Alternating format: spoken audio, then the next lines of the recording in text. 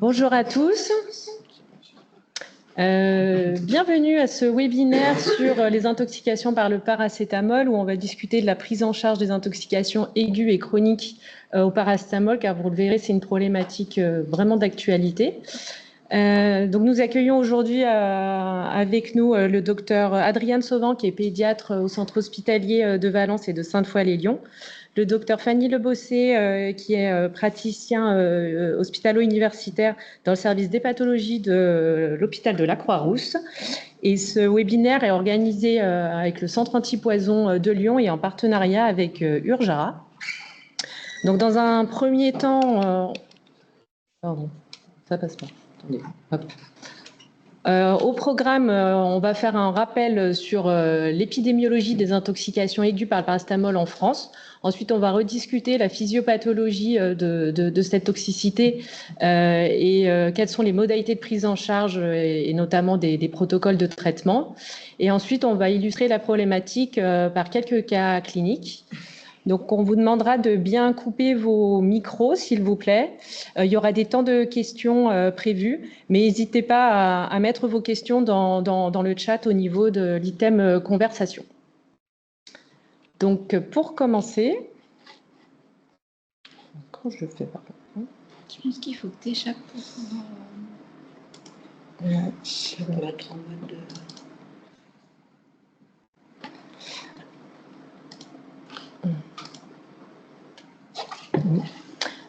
Donc, c'est le docteur Aurore Gouraud qui va commencer avec les données épidémiologiques sur les intoxications au paracétamol. Bonjour à tous, donc je vais vous faire un petit point pour discuter d'où est-ce qu'on en est avec le paracétamol et pourquoi on propose ce webinaire aujourd'hui finalement. L'écho, c'est bon. Donc en fait, les intoxications au paracétamol, c'est pas un sujet très neuf. Si on fait une petite chronologie rapide, le paracétamol, il est commercialisé pour la première fois dans les années 50, 1950. Les premiers cas d'atteinte hépatique sont publiés à peine 10 ans plus tard. Le nomogramme, en tout cas les premières versions du nomogramme apparaissent dès la fin des début des années 70 et l'acétylcystéine comme antidote dès la fin des années 70. Donc finalement, on pourrait se dire, voilà, ça fait plus de 50 ans qu'on a toutes les clés, on a le risque, on a l'antidote. Pourquoi on en parle encore ? On en parle encore parce que c'est encore assez fréquent. Dans le petit diagramme que vous avez là, c'est le pourcentage d'intoxication au paracétamol sur le pourcentage de toutes les intoxications enregistrées dans diverses sources. Donc les petits points orange, c'est des centres antipoison de divers pays. Les points bleus, c'est plutôt des bleus clairs, c'est des grosses bases de données. Et les points bleus foncés, c'est un seul hôpital. C'est pour ça qu'on a une plus grande variation. Mais grosso modo, selon les pays, on tourne à peu près 10% des cas d'intoxication qui sont enregistrés par les centres antipoison qui sont dus au paracétamol. Donc ça fait quand même une problématique assez fréquente. Et en France, alors il n'y a pas d'études très récentes. J'ai retrouvé cette étude de 2018 où le paracétamol était en cause dans 42% des indications de greffe pour hépatite aiguë. Donc à nouveau, ce n'est pas du tout négligeable. Donc la situation française et pourquoi on est amené à vous en reparler aujourd'hui, c'est parce qu'on a la convergence de plusieurs problématiques. La première problématique, c'est finalement une augmentation des hospitalisations pour gestes auto-infligés chez les mineurs qu'on observe depuis 2020 à peu près. Donc là, c'est des données françaises de passage aux urgences ou en psychiatrie. Et en fait, on se rend compte que donc c'est 2007-2022 et on a un décrochage à partir de 2020 avec une augmentation notable en partie chez les jeunes, donc 10-19 ans, des hospitalisations. Donc là, c'est tout geste auto-infligé, que ce soit médicamenteux ou non. Mais la part du médicament a augmenté de 40% entre la période 2015-2019 et 2021-2022. Donc il y a clairement un décrochage et une problématique qui est récente et prégnante là-dessus. Si on avance un petit peu plus, cette augmentation, elle est très clairement portée par le sexe féminin et on se rend compte qu'elle suit les calendriers scolaires.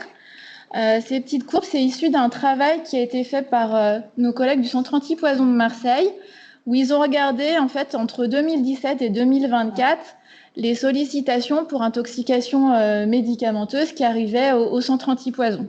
Les courbes en pointillé, c'est les garçons.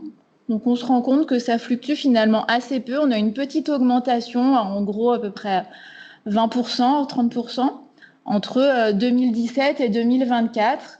Mais bon, finalement, assez peu de mouvement. Par contre, si on regarde les filles, on arrive à identifier, alors c'est très chargé comme diapo, mais finalement, on identifie quand même 2 paquets de courbes. Le paquet plutôt rouge-orange, où là, c'est les périodes 2017 jusqu'à 2020. Et puis le paquet au-dessus, marron, noir et puis bleu foncé, par exemple, où on est sur les périodes après 2020, donc 2021 à 2024. Et là, on a plus 90% d'augmentation. Donc ça, c'est que les filles. Et puis le travail de Marseille était de s'intéresser aux périodes scolaires ou non. Et on arrive assez bien à identifier d'une année sur l'autre les périodes de vacances scolaires et finalement les pics qui surviennent sur les périodes scolaires. Donc la période de l'été est bien marquée, celle de Noël aussi.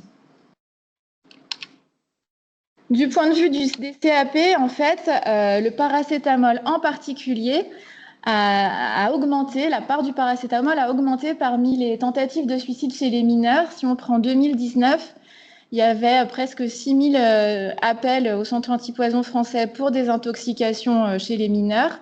La part du paracétamol, c'était 30% si on comparait à toute substance, puisqu'il peut y avoir aussi de l'alcool, des drogues. Et si on comparait aux autres médicaments, c'était 37%. En 2024, même travail, et on se rend compte que la part du paracétamol versus toute substance, c'est 36%, et versus les autres médicaments, c'est 44%. Donc on a une augmentation très nette de la part du paracétamol. Si on fait un petit focus sur 2024, à nouveau, c'est très, très porté par le sexe féminin. On est à 90% chez des filles et le pic, c'est 14 ans. Et on se rend compte qu'en effet, par rapport à il y a quelques années, ça a beaucoup rajeuni.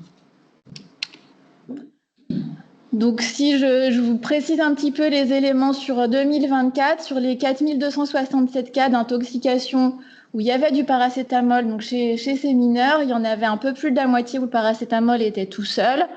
Et là-dedans, finalement, 115 cas d'atteinte hépatique. Alors, c'est pas énorme, et tant mieux, parce qu'en effet, on le verra, on a un antidote qui est efficace, et c'est un peu ça qui nous sauve la mise. Les doses supposées ingérées, quand elles étaient connues, c'était entre 6 et 36 grammes. Donc, c'est ce qu'annoncent les parents, le patient, ce qu'ont rapporté les pompiers. Ça peut être l'origine de la dose supposée ingérée peut être assez variable. Les cas de gravité forte, il y en avait quand même quelques-uns. Et en fait, clairement, le facteur de risque qui ressortait de cette étude, c'était en délai de prise en charge. Au-delà de 8 heures, c'était 2/3 des cas de gravité forte. Et on avait quand même un cas de décès sur cette série sur échec de greffe. La tendance 2025-2026, ça varie pas en fait. On reste sur cette tendance élevée. À Lyon, j'ai fait une petite requête rapide. Les IMV au paracétamol, tout âge confondu, c'est plus de 400 cas sur l'année 2025. Ça veut dire que c'est des appels pluriquotidiens chez nous. Tous les matins, quand on regarde le suivi des cas qu'on a à faire, les cas de la veille ou de l'avant-veille, il y a toujours des intoxications paracétamol et clairement, c'est 13, 14, 15 ans. Donc maintenant qu'on a dit que c'était une problématique d'actualité, qu'est-ce qu'on fait pour essayer de limiter ça? Il y a eu plusieurs mesures de minimisation du risque qui ont été faites dans le temps, notamment l'expérience anglaise, où en fait pendant très longtemps, ils n'ont pas eu de dose limite de paracétamol. Donc en 98, il y a eu des actions de diminution des conditionnements de paracétamol, avec une limitation à 16 grammes par boîte pour ce qui était vendu dans les pharmacies et 8 grammes par boîte pour ce qui était vendu en dehors. Ça a eu un effet assez net sur les décès. Il y a une étude qui est sortie avec 11 ans de recul qui estime à 7 à 900 décès évités depuis cette mesure. Donc c'est vrai qu'on voit que la courbe projetée en rouge, elle est très différente de la courbe observée en verte. Sur les greffes, c'est moins net. Le décroché, il est quand même un peu moins net et c'est vrai qu'il y a une grosse fluctuation, donc c'était pas significatif. Donc l'autre mesure de minimisation des risques qui a été testée, c'est limiter l'accès. Alors la Suède a fait une expérience un peu inverse, mais qui est assez parlante, c'est-à-dire que eux, jusqu'en 2009, l'accès était réservé en officine, et puis en 2009, ils ont décidé de vendre le paracétamol en dehors des officines, et ils avaient peu de temps avant déjà limité les conditionnements à 10 grammes. L'effet s'est assez vite fait sentir. Il y a eu des alertes des centres antipoison suédois assez rapidement derrière. Et cette étude qui montre qu'après la sortie du paracétamol des officines, en fait, on a une augmentation de 40% des cas d'intoxication, ce qui a conduit la Suède en 2015 à revenir en arrière et donc finalement à les retirer. C'est une expérience assez parlante qui permet d'éventuellement répondre aux velléités de certains commerçants à vouloir vendre du paracétamol en dehors des officines. En France, qu'est-ce qu'on a? On a déjà plein de choses en fait. Ça a toujours été vendu uniquement en officine et donc par extension, normalement, c'est interdit aux mineurs. Depuis les années 80, donc très antérieurement aux autres pays, on a des conditionnements qui sont limités à 8 grammes. En 2008, on a déjà eu des messages d'alerte pour bien redire que sur tous les conditionnements qui contiennent du paracétamol, de façon à ce que les gens identifient facilement que diverses spécialités peuvent contenir du paracétamol. 2018-2019, il y a eu une consultation publique. Après, la cible à ce moment-là, c'était vraiment le mésusage. Donc, il y a eu des ajouts de messages d'alerte sur les boîtes, dans les publicités. Si maintenant vous regardez des publicités où il y a du paracétamol, sur la dernière image, en général, vous avez plein de petits pop-up de partout. On ne voit plus l'image du fond en termes d'alerte. À partir de 2020, le paracétamol et les INS sont repassés derrière les comptoirs, donc plus en accès libre en officine. Et il y a eu des rappels que la posologie adulte, c'est bien 3 grammes, c'est pas 4 grammes par jour. 4 grammes, c'est l'exception. Mais ça rentre pas trop. Qu'est-ce qu'on peut se dire? En 2025, le paracétamol, ça reste le médicament le plus remboursé en France. On a 430 millions de boîtes, c'est à peu près stable sur 10 ans. Ça n'a pas augmenté, mais ça n'a pas franchement diminué non plus. Et donc, en 2026, il y a des discussions de limiter le nombre de boîtes délivrées, mais là, l'objectif allégué est plutôt de limiter le gaspillage et pas un objectif de santé publique. Qu'est-ce qu'on peut faire de plus? Alors, la première action, j'ai envie de vous dire, c'est celle-ci, parce qu'en fait, je vous ai bien montré au tout début, en fait, on a une augmentation des gestes auto-infligés chez les jeunes. Avec le paracétamol, c'est pas que c'est pire, c'est pas mieux. On a un antidote, quelque part, on limite la casse. On n'a pas forcément envie qu'ils se tournent vers autre chose. Donc, effectivement, la première des choses, ce serait ça. J'ai découvert à l'occasion de ce diaporama que la journée française de santé mentale sur les jeunes, c'était dimanche dernier. Donc évidemment, vous en avez beaucoup entendu parler. Voilà, le deuxième point où on peut se dire on peut peut-être avoir une action quand même, c'est de sensibiliser les familles sur la sécurisation des médicaments au domicile. Il n'y a pas tant de données que ça sur d'où viennent les médicaments qu'utilisent les jeunes dans les IMV. On est en train de faire une petite étude au centre antipoison de Lyon pour essayer d'identifier un peu plus clairement d'où ça vient. L'idée, c'est que c'est vrai que clairement, ça vient quand même du stock familial, hein, que ce soit les traitements des jeunes ou ce qu'ils ont trouvé dans la boîte à pharmacie. Donc, c'est vrai que des messages généraux de pas de stockage inutile, sécuriser les médicaments dangereux, et puis peut-être aussi, finalement, mettre en place une gestion, un apprentissage de l'automédication. C'est pas rare qu'on nous explique que le jeune a pris 5 grammes au début, il dit parce qu'il avait mal à la tête. Mais en fait, finalement, on se rend compte qu'ils ont accès aux médicaments aussi dans l'automédication. Alors, c'est sûr que jusqu'à 18 ans, on ne va pas tout leur interdire, mais peut-être, en tout cas, avoir un peu d'éducation et puis un peu de prise en charge de ça, ça peut être une idée aussi. Et puis, l'objectif du webinaire aujourd'hui, c'est sensibiliser les professionnels de santé sur les intoxications au paracétamol. Vous verrez un peu les grands messages, c'est que toute prise en charge suprathérapeutique doit faire questionner l'intentionnalité. C'est pas rare que nous, on ait des parents au téléphone qui nous disent, elle a pris 5 grammes parce qu'elle avait mal à la tête. Puis quand on essaye de creuser un petit peu plus, finalement, c'était peut-être pas que ça. La dose déclarée, donc le langage centre antipoison, c'est la dose supposée ingérée. C'est pas toujours la dose réelle. Au moindre doute, faire une paracétamolémie, un bilan hépatique aux urgences. Et puis, les données épidémiologiques que je vous ai montrées, elles incitent quand même aussi à étendre ce contrôle biologique finalement à toute prise en charge pour IMV chez un mineur, même s'il n'y a pas de paracétamol annoncé. Voilà pour moi. Je ne sais pas s'il y a des questions.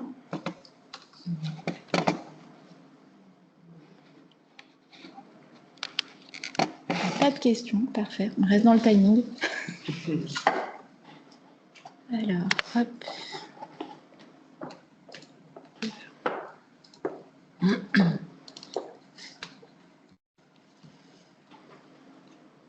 Hop là.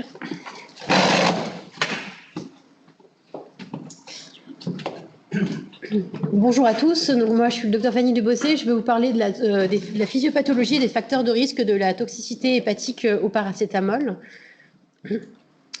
Avant toute chose, ce qu'il faut rappeler, c'est que le foie est à l'interface entre l'hôte et l'environnement.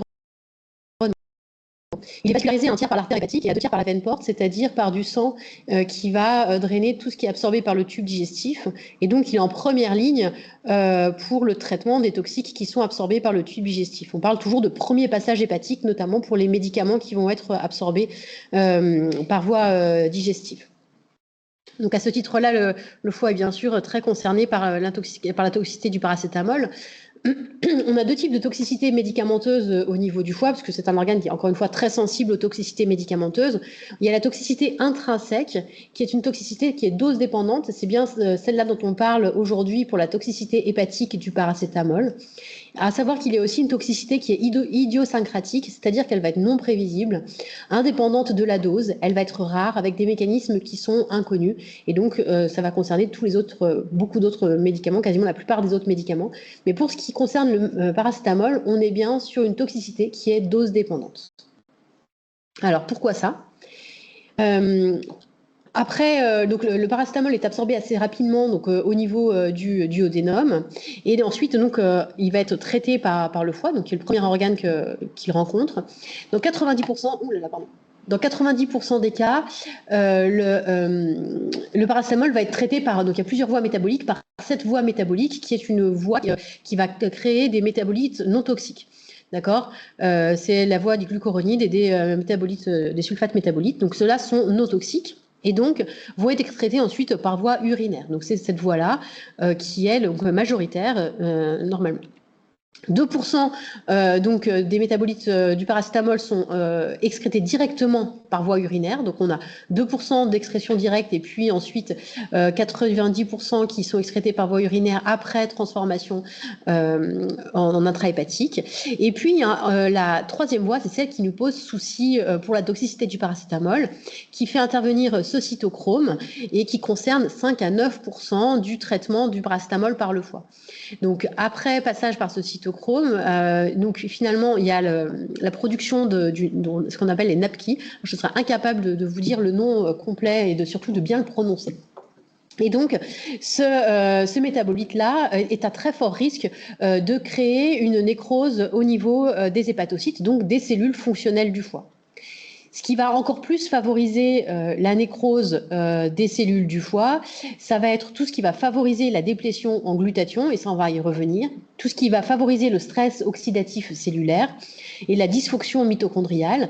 Et donc finalement, ce métabolite, le NAPKI, plus tous ces mécanismes vont faire qu'il y a une déplétion en ATP, donc en énergie, et donc une mort cellulaire de l'hépatocyte. Et sans hépatocyte, enfin l'hépatocyte, c'est la cellule fonctionnelle du foie, c'est la mini-usine du foie. Le foie sans hépatocyte ne peut pas fonctionner.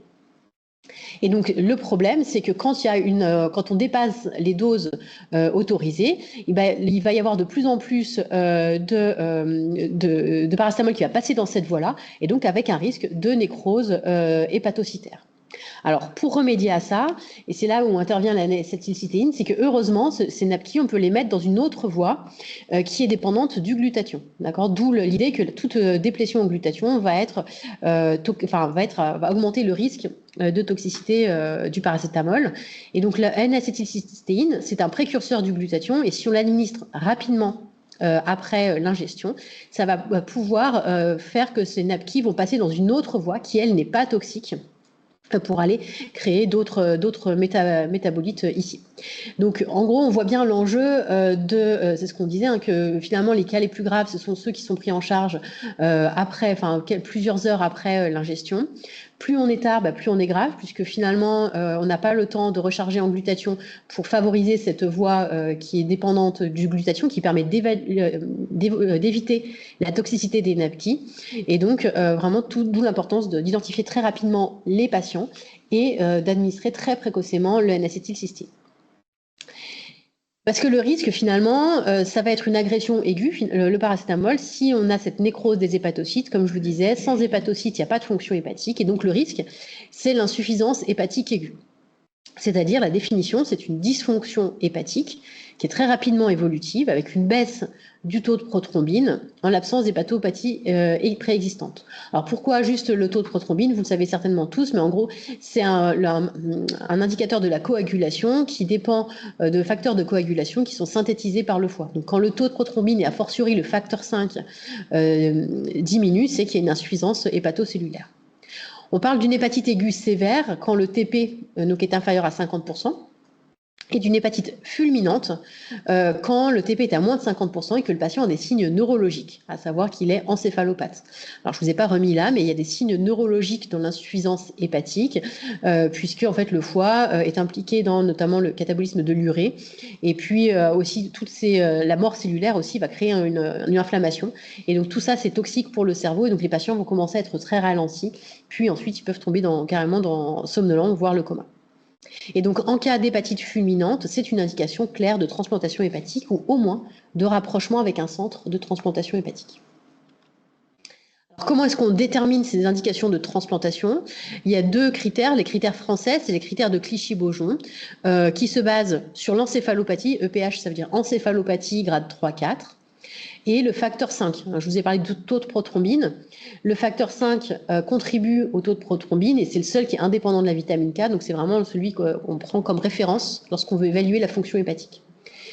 Ce facteur 5, s'il est inférieur à 30% chez un patient de plus de 30 ans ou inférieur à 20% chez un patient de moins de 30 ans, c'est un critère de gravité avec l'encéphalopathie hépatique. Et il faut absolument rapprocher le patient, même pas d'un centre de transplantation, là c'est une réanimation d'un centre de transplantation hépatique. D'autres critères ont été élaborés par nos collègues du Royaume-Uni, qui sont quand même, comme vous l'avez vu, bien accoutumés au problème des hépatites au paracétamol.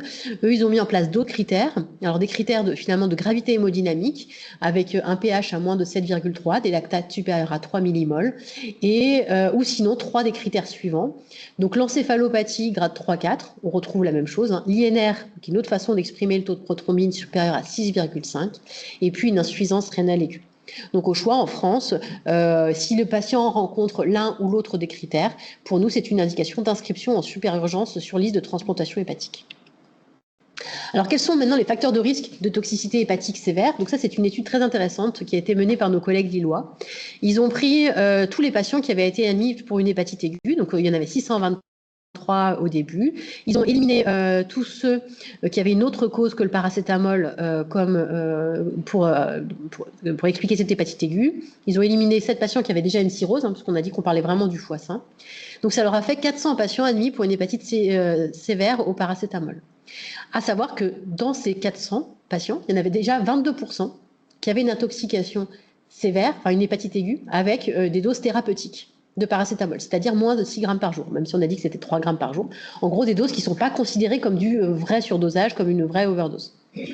Et donc, dans ces patients-là, qui faisaient une hépatite aiguë avec des doses, on va dire, entre guillemets, thérapeutiques de paracétamol, 93% étaient des buveurs excessifs d'alcool, 47% avaient fait un jeûne au minimum de 24 heures et la plupart avaient pris ce paracétamol sur 3 jours.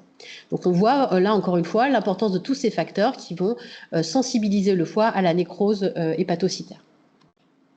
Quand on regardait maintenant quels étaient les facteurs de risque pour développer une toxicité hépatique sévère, donc avec notamment, donc quand on regarde est-ce qu'il y avait au moins un critère du King's College versus pas de critère, il y avait l'âge, donc vous voyez que les patients qui avaient au moins un critère du King's College avaient plutôt 42 ans et plutôt 28 ans pour ceux qui avaient aucun critère de transplantation hépatique selon le King's College. 69% quasiment de consommateurs d'alcool chronique excessif, enfin en tout cas excessif, parmi les patients qui avaient au moins un critère de transplantation du King's College versus 40% pour ceux qui n'avaient pas de critères de transplantation. Et enfin, une prise de paracétamol sur plusieurs jours pour ceux qui avaient au moins un critère de transplantation selon le King's College. Donc vraiment, on retombe toujours sur l'âge, la consommation d'alcool et cette durée de consommation de paracétamol comme des facteurs qui ressortent ensuite en multivariés de gravité de la toxicité hépatique sévère. Quand on regarde ensuite la survie de ces patients, même sans transplantation hépatique, la survie globale, sans s'intéresser à ceux qui ont été transplantés ou pas, on voit que les patients en bleu foncé, qui vont avoir une hépatite aiguë avec des doses entre guillemets thérapeutiques, on est quand même encore une fois à 6 grammes, cette survie elle est un peu moins bonne quand même que les patients qui font une overdose, probablement à cause de tous ces facteurs de risque associés dont on a parlé. Et les facteurs de risque associés au décès à 30 jours, finalement, c'était l'âge et la présence d'un des critères du King's College, dont on a vu qu'ils étaient en lien avec la consommation d'alcool, etc., etc. Alors, donc finalement, les facteurs favorisant la toxicité grave hépatique, et donc la nécrose hépatocytaire, il faut retenir l'âge. Donc plus les patients sont âgés, plus ils sont à risque. Un statut nutritionnel, on va dire précaire. On a des patients parfois qui sont en anorexie, qui mangent rien, qui vont pas bien. La consommation d'alcool chronique, mais ça peut être vrai avec d'autres toxiques. On a forcément moins de données sur les autres toxiques, puisque l'alcool c'est quand même prédominant dans nos sociétés. Et puis, bien sûr, toute pathologie hépatique sous-jacente. En termes d'épidémiologie, je reparle un peu juste des hépatites graves cette fois-ci. Ça, c'est une étude sur 148 patients qui avaient une indication de transplantation hépatique de transplantation pour une hépatite grave en France entre 2015 et 2016. 60% seulement des patients avaient donc une intoxication au paracétamol volontaire et 40%, c'était une atteinte, ce qu'on appelle un mésusage, une atteinte accidentelle avec moins de 10 grammes, on va dire, de paracétamol. Alors on peut discuter des seuils, mais c'est pour vous dire que finalement, le mésusage est probablement sous-estimé dans les cas d'hépatite aiguë au paracétamol. Ça, c'est une étude encore française sur 808 patients qui étaient inscrits sur liste de transplantation pour une hépatite aiguë entre 1997 et 2010. Encore une fois, ça ne veut pas dire que tous ont été transplantés. Heureusement, parfois, certains s'améliorent spontanément, on n'a pas besoin de les greffer. Mais quand même, 22% de ces 808 patients l'étaient à cause d'une hépatite aiguë au paracétamol. Quand on regarde ensuite la survie des patients en intention de traiter, c'est-à-dire donc des patients qu'on a inscrits sur liste, donc ça veut dire que des patients c'est la survie avant greffe, parce que parfois ils décèdent avant qu'on puisse les greffer, ou après greffe. La courbe violette en haut, c'est toutes les autres causes d'hépatite aiguë. En bleu, c'est le paracétamol, et puis en vert, c'est les causes virales. Donc les causes virales, elles ont un très mauvais pronostic, enfin un moins bon pronostic, on le sait, mais le paracétamol, quand on arrive au stade des indications de transplantation hépatique, ce sont des patients qui sont vraiment très sévères et la survie en intention de traiter est moins bonne que pour les autres causes d'hépatite aiguë. Donc, en conclusion, l'intoxication au paracétamol, donc c'est un risque important d'hépatite aiguë pour nous hépatologues. Les facteurs favorisants, ça va être la consommation d'alcool, la dénutrition et l'âge. Attention au surdosage accidentel. Donc encore une fois, c'est ce qu'on disait tout à l'heure, l'importance d'éduquer les patients et puis de faire attention à un patient qui a une hépatopathie sous-jacente. Un petit message, c'est pas la peine de lui mettre 3 grammes par jour de paracétamol. Les critères de gravité, c'est selon les critères de Clichy-Beaujon ou du King's College. Les plus importants, c'est quand même à retenir les seuils, c'est l'ETP inférieur à 50% et l'apparition d'une encéphalopathie. Et dans ces cas-là, il faut toujours se rapprocher d'un centre de transplantation hépatique pour discuter du timing au moins de rapprochement et de la surveillance. Voilà. Je ne sais pas s'il y a des questions. Merci beaucoup. Est-ce qu'il y a des questions? J'avais une question. Oui. Par rapport, vous avez parlé du statut nutritionnel, notamment la dénutrition. Oui. Et est-ce qu'on sait un peu au contraire, comme maintenant on sait qu'on a plus d'obésité, d'hépatite non alcoolique, enfin la NASH, est-ce que c'est un facteur de risque aussi ou on ne sait pas? Alors, aussi, de toute façon, le fait. Alors, la question, je ne sais pas si je répète peut-être pour tout le monde. La question, c'est est-ce que l'obésité et la fait d'avoir une atteinte du foie gras, la MASH, est-ce que c'est un facteur de risque? La MASH en soi, le fait d'avoir un foie gras, on ne sait pas. Si ça, par rapport à une autre hépatopathie, est-ce que c'est plus un facteur de risque que d'autres? On ne sait pas. Le fait d'avoir un foie qui est atteint de toute façon, c'est un facteur de risque d'avoir une hépatite plus sévère. Et voilà. Et après, en revanche, le risque, c'est vraiment la dénutrition. Les patients peuvent être obèses, mais attention aux patients et être dénutris. Et notamment, grosse méfiance, notamment par exemple des sleeves ou des bypass qui vont faire des amaigrissements massifs parfois en quelques semaines, quelques mois. Et là, les patients, effectivement, vont être plus sensibles aux toxicités du paracétamol.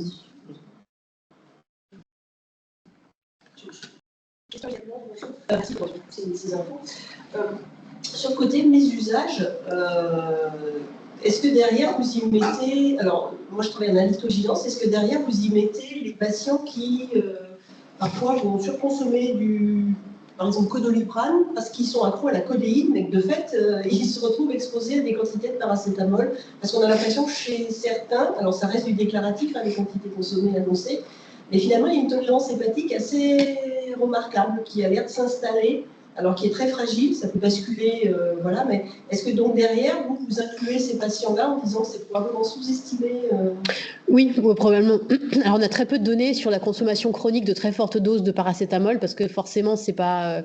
Donc, voilà. Juste, je répète, donc, la question c'était sur les patients qui sont en mésusage, notamment les patients addicts qui vont consommer des fortes doses de Codoliprane, par exemple, au quotidien. Et donc, est-ce qu'il y avait une accoutumance du foie? Donc, ce que je disais, c'est qu'on n'a aucune donnée sur les consommations chroniques. Le fait qu'il y ait une accoutumance du foie, en tout cas, c'est pas décrit. Ce qui est certain, c'est qu'en revanche, il y a des variations. Il y a une susceptibilité génétique. Hein, je pense que les cytochromes ne fonctionnent pas pareil chez tout le monde. Et clairement, il y a des patients qui vont tolérer de très fortes doses de paracétamol. On l'a tous vu, hein, des patients qui vont ingérer des très fortes doses de paracétamol et qui auront le bilan hépatique qui ne va quasiment pas bouger. Donc, effectivement, après, il peut y avoir aussi une espèce de sélection avec des patients qui vont tolérer le Codoliprane sur le long terme, peut-être parce que voilà, ils auraient vite arrêté s'ils ne le toléraient pas. Peut-être. En tout cas, on n'a pas de données sur est-ce que le fait de consommer de fortes doses au quotidien permet d'avoir moins de toxicité. Je ne suis pas sûre. Très bien. Merci beaucoup. Laissez la place à Anne-Marie.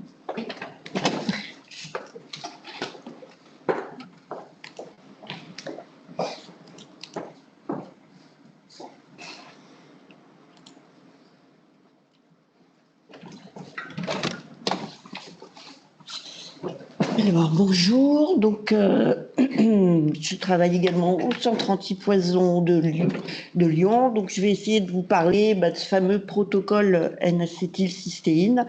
Donc jusqu'à présent, voilà, on a essayé de voir un peu ces intoxications au paracétamol. Là, on va rentrer un peu dans comment ça se soigne. Alors, on aborde principalement l'intoxication aiguë. Le côté chronique, c'est moins standardisé, donc c'est un peu plus complexe, mais on l'évoquera malgré tout. Donc l'intox aiguë au paracétamol, donc le traitement classique, c'est la N-acétylcystéine, ça se fait par voie intraveineuse. En France, on n'a qu'une forme, il s'appelle le nom commercial Idonac. Donc parfois vous pouvez trouver dans la littérature la forme Péros de N-acétylcystéine. En France, on n'a pas des dosages suffisants, donc on peut pas donner en Péros. En plus, ça fait beaucoup vomir, donc non, on ne donne pas, il n'y a pas de traitement. Mais dans certains pays, apparemment, ils ont les dosages qui vont bien. Nous, non, c'est de l'IV, il n'y a pas de question. L'indication, c'est vraiment l'intoxication aiguë, c'est-à-dire que le surdosage, le mésusage, on va pouvoir donner de la NAC, mais on n'est pas, on sort un peu de l'indication. Là, on parle vraiment de la prise unique. Le mode d'administration, comme il est donné dans le RCP, on doit faire 3 perfusions avec à chaque fois des dosages différents. Donc c'est un traitement qui est un peu lourd, qui est long, puisqu'on doit faire sur 21 heures. Donc ça veut dire qu'on va faire la dose de charge en 1 heure, ensuite on va changer, on va faire une deuxième perfusion à 4 heures, puis la troisième perfusion en 16 heures. Donc vous voyez que c'est pas très simple, donc ça peut amener à des erreurs, à des protocoles non finis pour différentes raisons. Donc c'est jamais aussi évident que ça en a l'air. Est-ce qu'il y a des effets indésirables? Oui, comme avec tout traitement. Les plus connus et celles qui font un peu peur aux prescripteurs, ça va être ce qu'on appelle les réactions anaphylactoïdes, c'est-à-dire que c'est pas vraiment une réaction anaphylactique. Principalement, c'est des signes, les signes digestifs, c'est désagréable pour le patient, mais c'est pas grave en soi, des nausées, des vomissements. On peut avoir des signes cutanés, des urticaires, des floches, un rash, et puis des signes respiratoires qui là peuvent être quand même plus embêtants puisque ça peut aller jusqu'au bronchospasme. Mais là, va se poser la question, est-ce qu'on continue, est-ce qu'on arrête, comment on fait avec quand ces symptômes apparaissent. Le plus souvent, on a quand même des effets qui sont peu graves. Donc ça veut dire qu'on ne va pas arrêter le traitement si vraiment l'indication est bien posée. C'est-à-dire qu'on va éventuellement diminuer la vitesse de perfusion et voir comment ça se passe. Et si les choses s'améliorent, on va pouvoir poursuivre le traitement. Parce que si on arrête d'un coup le traitement et qu'on se repose la question « Ah mais finalement, il en a quand même besoin » et qu'on reprend, c'est toujours un peu compliqué. Ça peut faire perdre du temps aux patients. On a déjà vu que l'ANAC, elle est très efficace dans les 8 premières heures. Si on arrive, on est déjà à H12, H13, c'est peut-être pas très bien pour le pronostic du patient. Donc, il faut vraiment se poser la question avant d'arrêter ce traitement. Ensuite, ça c'est des choses, les effets indésirables graves liés à des erreurs de dose, c'est des choses qu'on retrouve dans la littérature anglo-saxonne. En France, je sais pas trop, c'est pas des choses que j'ai retrouvées. On est jamais, enfin, j'ai pas souvenir qu'on soit appelé pour ce genre d'erreur. Alors est-ce que parce que on n'est pas appelé, c'est toujours un biais, ou est-ce que c'est parce que ça se produit pas, je ne sais pas. En tous les cas, ça peut être quand même source d'effets indésirables quand même graves, puisque on sont décrits des hémolyses, un édème cérébral et des convulsions. Donc c'est pas anodin.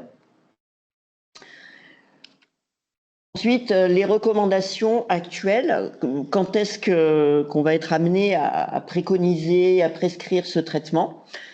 Ça va dépendre bien sûr de la dose ingérée par la personne en prise aiguë, et puis elle doit être confirmée par la paracétamolémie.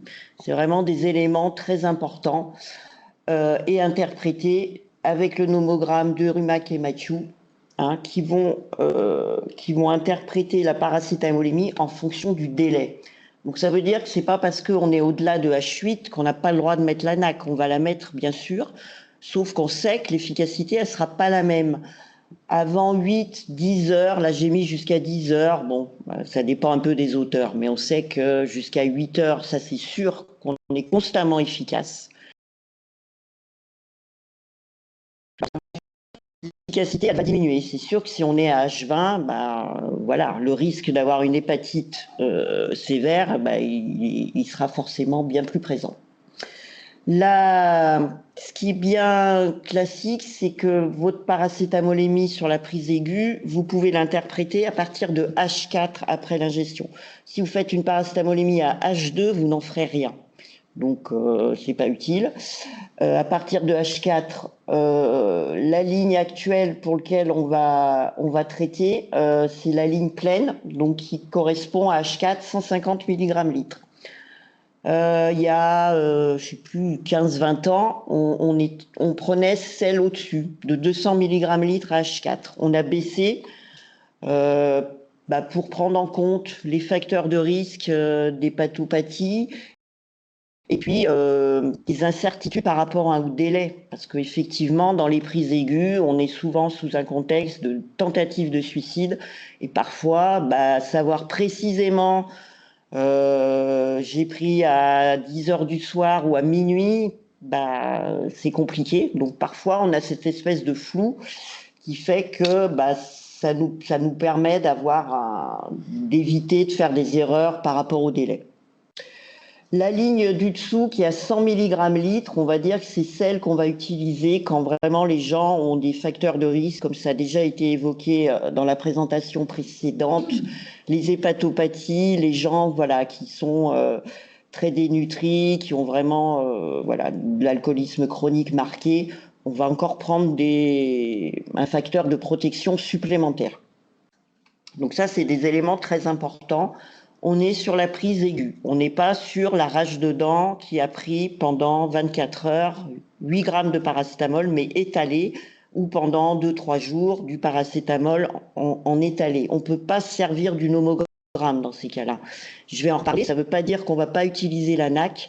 mais on n'est pas dans les recommandations, c'est beaucoup moins standardisé, et c'est vrai que c'est souvent des situations qui nous posent problème.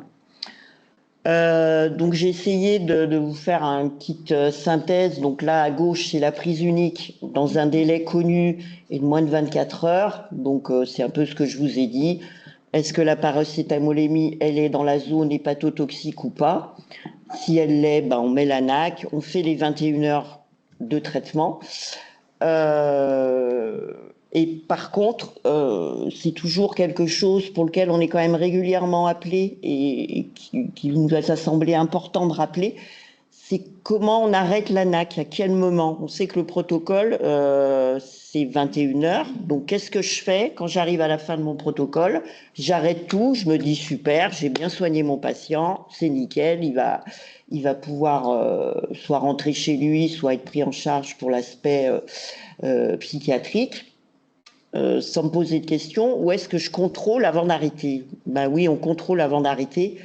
Alors, on contrôle combien de temps avant? Il faut contrôler pour avoir le bilan avant d'arrêter, en fait. Donc, on contrôle quoi? On contrôle notre bilan hépatique, donc les transats, le TP, et puis on contrôle la paracétamolémie. Donc, pour pouvoir arrêter en toute sécurité, faut avoir un bilan hépatique qui reste normal et une paracétamolémie, je me suis trompée, c'est pas... non, c'est bon, pardon. Et une paracétamolémie inférieure à 10 mg/litre. On peut arrêter l'ANAC, on n'a pas besoin de recontrôler à distance ce bilan hépatique, c'est pas utile. Par contre, s'il y a des deux critères qui est anormal, un bilan hépatique qui se perturbe, une paracétamolémie circulante toujours présente, on va continuer l'ANAC. Donc on va sortir du protocole, mais on va la continuer. C'est important parce que sinon votre bilan il peut vraiment se dégrader.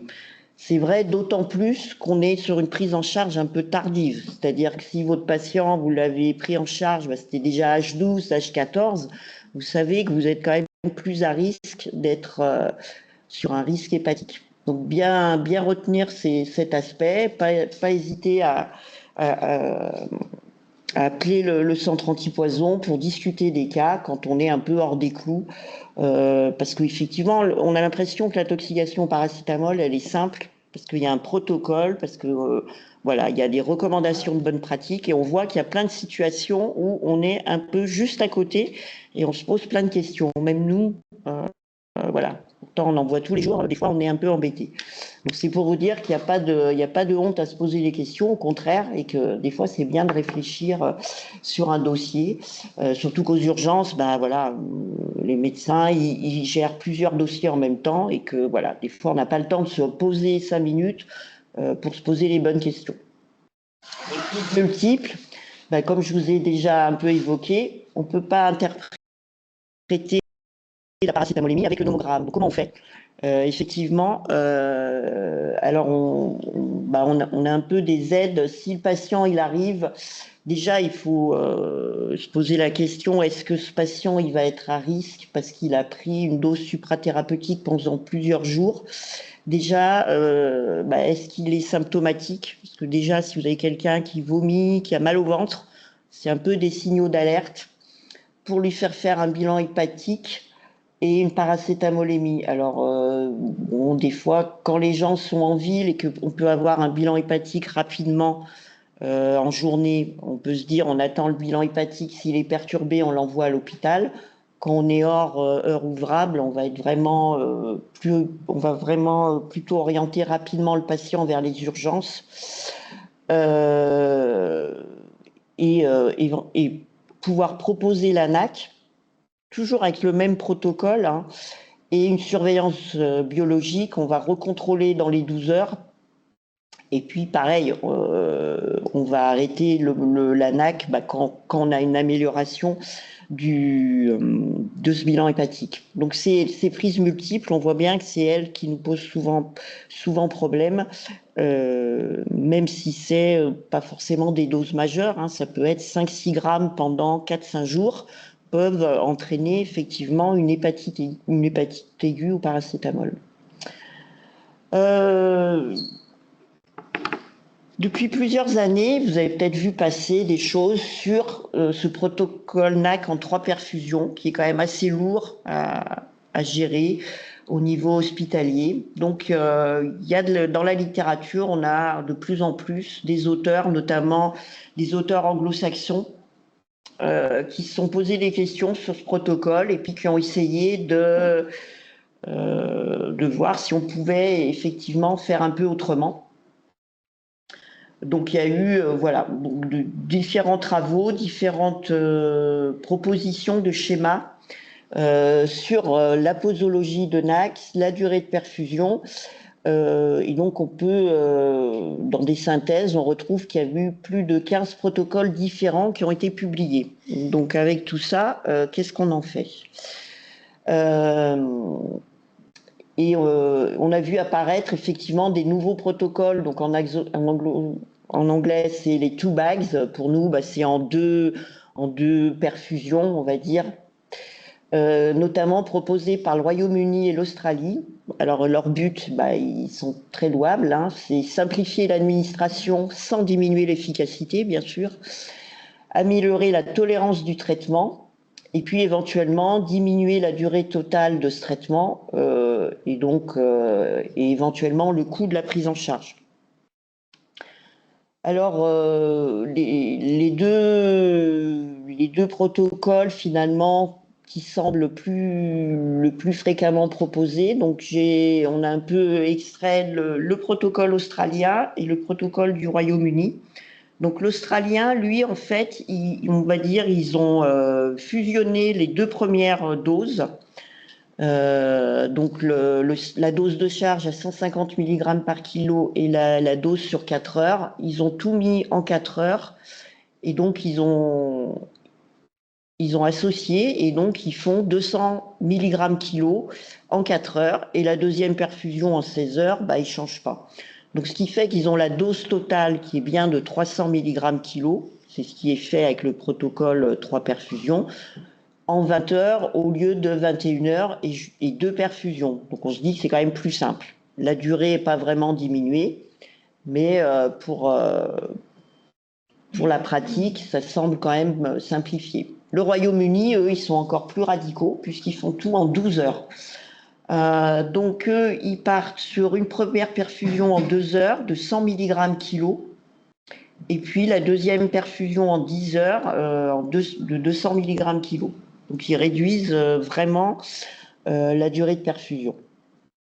Alors après, une fois qu'on a dit ça, lequel est le mieux?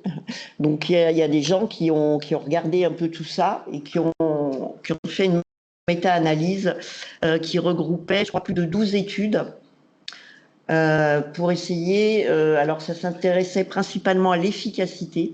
Ce qui a été mis en évidence, c'est que, alors c'est surtout le protocole australien, donc celui qui fait en 20 heures et en deux perfusions, montrait qu'il n'y avait pas une moindre efficacité. A priori, il semblait le mieux toléré. Bon, ça reste encore, à notre sens, à valider. Donc voilà. Donc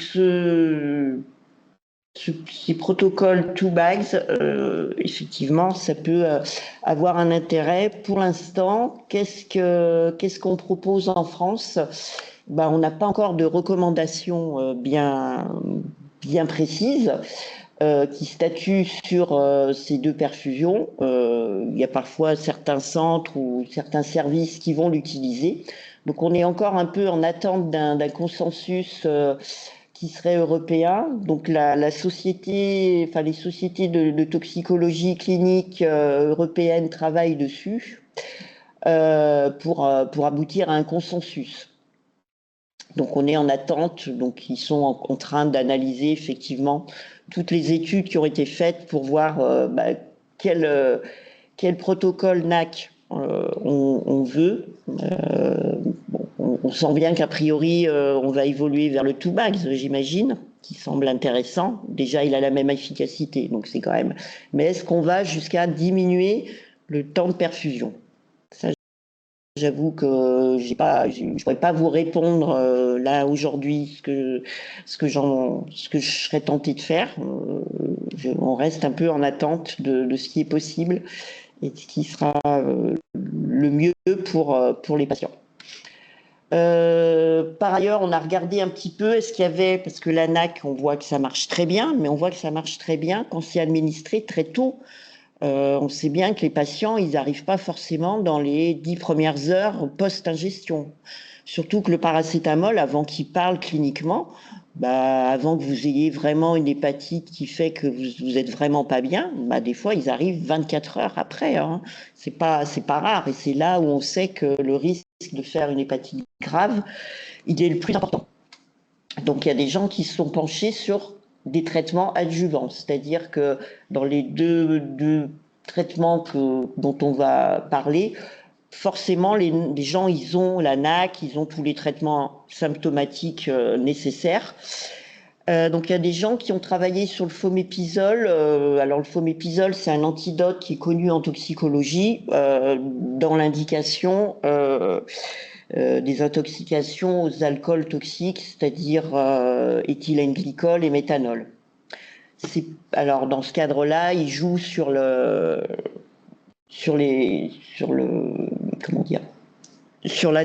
il bloque les voies de l'ADH. Là, pour le paracétamol, c'est pas ça qui intéresse, c'est plus son effet sur d'autres voies, notamment, si je me trompe pas, du cytochrome, c'est ça? Je sais plus. Voilà. Donc, il a été proposé. Pour l'instant, le niveau de preuve, il reste quand même très faible. Il a été proposé dans des cas où vraiment les doses supposées ingérées et les paracétamolémies étaient très élevées, c'est-à-dire des gens qui avaient ingéré plus de 300 voire 500 mg par kilo avec des paracétamolémies de H4 à 500-600 mg litre. Donc des cas vraiment majeurs où on se dit que le risque d'hépatite est très important. Ensuite, la deuxième substance étudiée, c'est juste une étude de phase 1 sur 24 patients. Donc vous voyez qu'on est encore très tôt dans l'étude. Donc il s'appelle le Canmangafadipir. Donc il a été utilisé notamment pour limiter des neuropathies dans certaines qui survenaient avec certaines chimios. Donc on est voilà. Donc pour l'instant on ne sait pas trop où on va. Donc on reste encore sur des choses où on a très peu de niveau de preuve. Là, je vous ai mis des références biblio, surtout sur sur ces protocoles à 2 perfusions plutôt qu'une perfusion qui probablement, on espère rapidement, on aura un consensus pour modifier éventuellement les protocoles, enfin le protocole qui est actuellement en cours en France. Voilà, j'ai terminé. J'espère que je ne suis pas trop dépassée. Je ne sais pas si on a Alors, il y a des questions. 2 questions dans le chat. Alors, la deuxième, on va y répondre ultérieurement par un cas clinique, donc on ne va pas répondre là. Par contre, sur la première question, bonjour. Aux urgences, on n'a pas forcément les horaires de l'intoxication aiguë volontaire. Donc, que préconisez-vous dans le délai de dosage de la paracétamolémie? Faut-il faire le dosage à l'entrée puis à H4, débuter la NAC puis dosage à H4? Alors, ça va vraiment, en général, même si on ne sait pas l'heure exacte, on a quand même une petite idée du créneau horaire malgré tout. Parce que souvent, quand on réinterroge les patients, ils vont nous dire, oui, je les ai pris vers 20h. On considère que c'est 20h. Après, si on ne sait vraiment pas l'horaire, qu'on n'arrive pas à savoir, qu'on a une dose supposée ingérée qui est une dose toxique, on va faire effectivement... On va considérer qu'on fait quand même la NAC sans utiliser le nomogramme parce qu'on n'a pas d'horaire précis. Mais quand même, il me semble que nous, dans les centres antipoison, on arrive à avoir quand même un créneau où on a une petite idée de l'horaire malgré tout. Ensuite, recontrôler la paracétamolémie. Si vous la faites quand le patient il arrive et que vous n'avez aucune idée de l'horaire, quelque part, Qu'est-ce qu'on va en faire? Après, on peut quand même recontrôler H4 pour faire une cinétique, hein, une demi-vie, voilà. Donc sur le nomogramme, je ne sais pas si vous l'avez en tête, mais si, par exemple, on a une première prise à H4 où on ne sait pas trop où on est, et puis une deuxième qui croise la courbe, on sait qu'on va être sur un risque hépatotoxique important. Donc, ne pas hésiter à refaire ce dosage 4 heures après le premier. Effectivement, pour cette histoire de demi-vie, c'est vrai que j'en ai pas parlé, mais c'est intéressant. Et c'est aussi intéressant quand les gens ils prennent plusieurs médicaments, et notamment des médicaments qui vont ralentir l'absorption, notamment quand il y a des codéinés, des neuroleptiques, tout ça. Ça peut modifier la cinétique d'absorption du paracétamol. Donc, refaire des dosages, ça peut être intéressant. Donc, ne pas hésiter à reprogrammer, effectivement. Alors, il y a eu 2 autres questions. Ouais. Y a-t-il un intérêt à débuter l'ANAC avant le résultat de la parastamolémie lorsqu'on a une dose prise annoncée supérieure à la dose toxique et que le bilan hépatique est déjà perturbé? Autrement dit, diminue-t-on le risque si l'ANAC est débutée à H6 au lieu de H8? C'est-à-dire à attendre la parastamolémie ou... Le problème, c'est que si votre bilan hépatique il est perturbé aussitôt, c'est que le délai il est faux, hein. Ou alors que la personne elle a un foie de base perturbé. Parce que je pensais l'avoir remis, mais je ne l'ai peut-être pas remis. Le début d'apparition de la cytolyse hépatique sur une intox aiguë, hein, je parle de l'aigu, c'est pas avant H16, H18. Donc que vous ayez déjà un bilan hépatique perturbé à H8, ça veut dire que soit il y a une hépatopathie sous-jacente, soit le délai il est faux, hein. Donc, donc là, effectivement, on peut mettre l'ANAC. Donc là, possiblement, on va remettre l'ANAC et puis réinterroger le patient, parce que vraiment, ou alors il y a eu 2 prises, parce que parfois, ce qu'on peut voir, et là aussi c'est compliqué, c'est un patient qui va prendre une première dose de paracétamol en contexte suicidaire, et puis il se passe rien. Il n'a pas de symptômes et il se dit ça n'a pas marché, je reprends. Donc là, interpréter avec votre nomogramme, c'est tout, on n'y arrive pas. Donc c'est peut-être de ces cas-là où on n'est pas dans le cas très classique et donc on va mettre l'ANAC effectivement parce qu'on considère qu'on est sur une atteinte liée au paracétamol. Mais je ne sais pas, vous voulez peut-être compléter ou pas? Non? Vous êtes d'accord? Moi, je voulais peut-être juste faire un Oui, oui. Si vous voulez compléter. Je voulais juste faire un commentaire sur les cas de mésusage, finalement. Oui. Sur la place de l'ANAC dans le mésusage, c'est vrai que c'est assez flou. Oui. Alors, on n'a pas de données là-dessus, mais c'est vrai qu'en hépatologie, on utilise le N-acétylcystéine pour d'autres pathologies, oui. Pour protéger finalement la visée hépatoprotectrice. Oui. Et je pense que, nous, quand même, quand on a des avis, souvent, ce qu'on dit, c'est de... C'est vrai je sais qu'il y a un risque d'effet indésirable, mais nous, on est quand même assez généreux dans les indications de N-acétylcystéine. Mais nous aussi. Et par exemple, on sait que ça a donné, c'est efficace. Enfin, il y a eu une étude qui montrait que c'était efficace dans l'hépatite alcoolique. Donc, on l'utilise dans d'autres contextes. Et donc là, je pense que pour des patients qui sont en mésusage avec potentiellement une consommation d'alcool en dessous, on ne sait pas bien ce qui se passe. Je pense qu'il faut mettre le N-acétylcystéine. Après la posologie, nous, on a une dose assez standard. On dit 10 grammes par 24 heures, mais je ne sais pas, ça repose sur pas... D'accord, nous on dit de faire le protocole NAC comme habituel et puis tant que le bilan hépatique soit il s'aggrave, soit il n'est pas franchement amélioré, on continue avec la dose d'entretien de 100 mg kg. Donc après, ça dépend combien pèsent les gens, mais oui, on doit être à peu près à ça. 10 grammes 24 heures, c'est moins que le protocole en aigu finalement, mais c'est un peu la dose. Et vous, dans votre pratique, le floépizole, vous avez des indications? On n'a jamais utilisé. Non, pour le moment, on n'a jamais utilisé les autres que la N-acétylcystéine. Pour le moment, on n'en a pas. Et je ne pense pas que mes collègues de réanimation l'utilisent. Ouais, non, mais voilà, effectivement. Il y avait 2 autres questions. Il y avait 2 autres questions Même 3. Alors, celle-là, on a dit. Et à celle-là. Dans notre protocole, on dilue l'ANAC dans du sérum Phi chez les jeunes enfants. Alors, chez les jeunes enfants, c'est quel âge en fait? Parce que, avoir une intoxication au paracétamol qui justifie d'un traitement par NAC chez des enfants de moins de 6 ans, c'est exceptionnel. Donc, de 10 à 14 ans. Donc, c'est des adolescents, d'accord. Alors, ce qui est préconisé dans le RCP, je crois que c'est du glucosé. Donc, voilà. Isotonique, sinon, vous en parlez. le- Bon, alors, je laisserai la pédiatre, parce que Il va y là, avoir un j'avoue cas que... clinique, enfin, en tout cas, il y a un cas chez les enfants juste Ouais, après. ok. Et après, il y avait une dernière question. Et après, Non, on va l'ANAC ne modifie enchaîner. pas la paracétamolémie. Elle n'a aucun rôle, Voilà. d'ailleurs, du fait de son mode d'action. Vous voyez bien que ça ne joue pas. Donc non, ça ne fait pas baisser la paracétamolémie. La paracétamolémie, elle baisse parce que, voilà, le paracétamol, comme on nous l'a bien expliqué, il est éliminé dans les voies urinaires. Donc c'est normal que la paracétamolémie, elle baisse. Mais l'ANAC ne joue absolument pas Agit sur le là-dessus. mécanisme toxique des métabolites par la suite. Allez, je laisse ma place. Très bien. Oui. C'est artificiellement un peu le TP. Ah oui, j'en ai pas parlé de ça, des baisses précoces du TP. Hop. On va accueillir On Adrien. verra peut-être après. Alors, on va maintenant passer, c'est des illustrations de cas cliniques. Donc, il y aura 3 cas cliniques. Pour le premier, on accueille le docteur Adrien Sauvan. Faire passer les diapos, juste la flèche. Juste la flèche, ouais. Hop là. Du coup, bonjour à tous.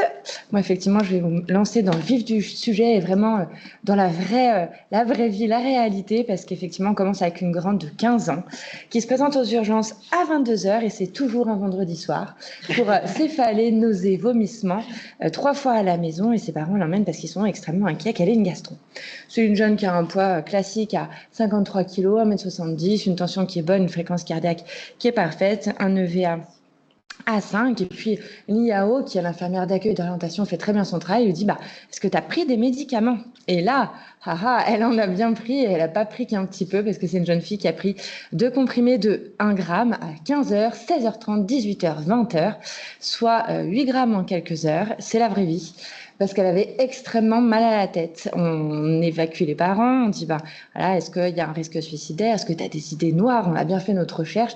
Elle dit non, mais par contre je suis fatiguée, j'en ai marre d'avoir mal à la tête. Donc c'est pour ça qu'elle a pris tout ça.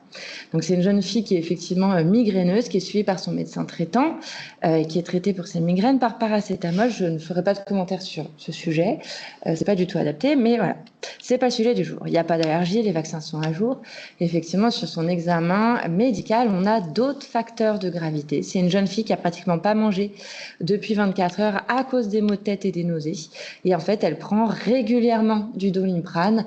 En tout cas, les 2 derniers jours, elle en avait pris régulièrement.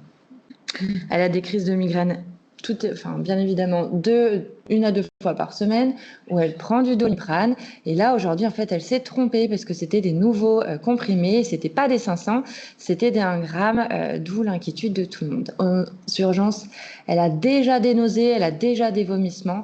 Elle n'est pas ictérique, elle a un Glasgow 15, elle a aucun signe neurologique, elle a pas de sueur, pas de sensation de malaise, pas de douleur abdo. Donc effectivement, chez cette jeune fille, c'est un cas, j'ai envie de dire, assez inquiétant parce qu'elle n'est pas à la dose classique. Alors, je suis restée sur le 4 grammes parce que globalement, c'est quand même ce qu'on voit au quotidien, même si effectivement, on est limité à 3 grammes par jour. Donc ici, cette jeune, elle avait pris 8 grammes en l'espace de quelques heures sur un terrain d'anorexie, en tout cas de 48 heures, 24-48 heures, et un terrain chronique de prise de Doliprane. Il n'y avait pas de co-ingestion, c'est pas une IMV où ils prennent d'autres médicaments ou parfois de l'alcool, et c'est une jeune fille qui n'était pas connue pour avoir des pathologies hépatiques. Donc, je vous passe vite fait les questions, mais qu'est-ce qu'on lui fait à cette jeune fille? Est-ce qu'on pose une voie? Là, on est vraiment dans les urgences. Est-ce qu'on la perfuse? Est-ce qu'on met du charbon? Parce qu'on n'en a pas encore parlé, mais le charbon est un médicament qui peut fonctionner extrêmement bien quand on est dans les critères. L'ANAC d'emblée, la biologie d'emblée. Est-ce qu'on fait un bilan de coag? Le TP, effectivement, est facteur 5 et la paracétamolémie. Nous, ce qu'on a fait, effectivement, c'est qu'on lui a fait le bilan complet. On était au-delà des 2 heures de la prise, donc on n'a pas fait de charbon chez jeune fille, pardon.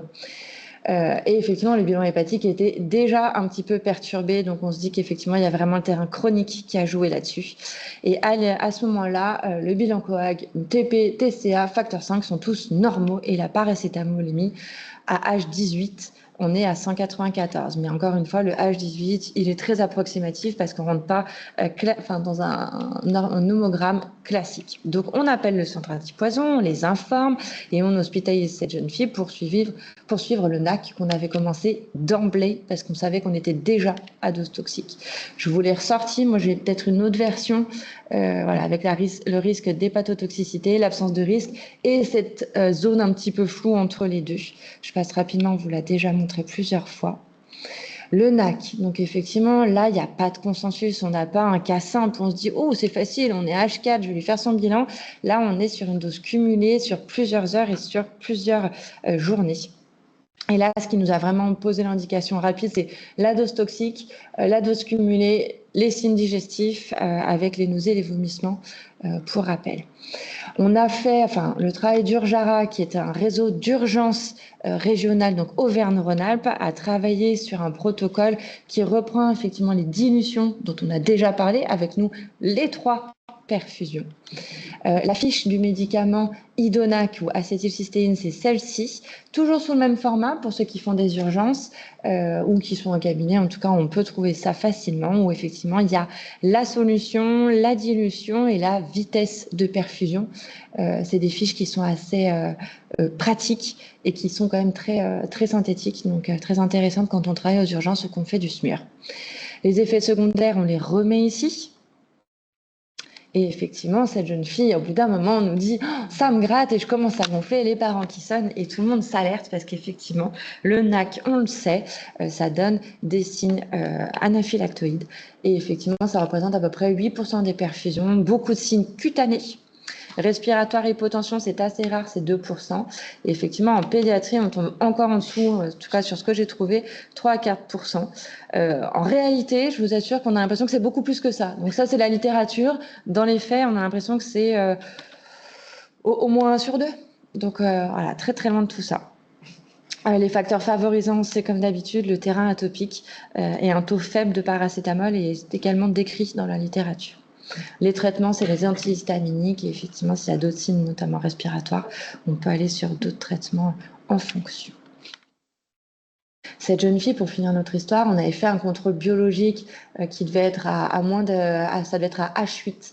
Au H8, le bilan avait continué de grimper et là, patafla, TP45, facteur 546, le TCA qui avait bougé. Et là, on a appelé nos collègues de la Croix-Rousse, effectivement, pour cette jeune fille qui nous a demandé de continuer le NAC et d'intégrer de la vitamine K et de continuer l'hydratation.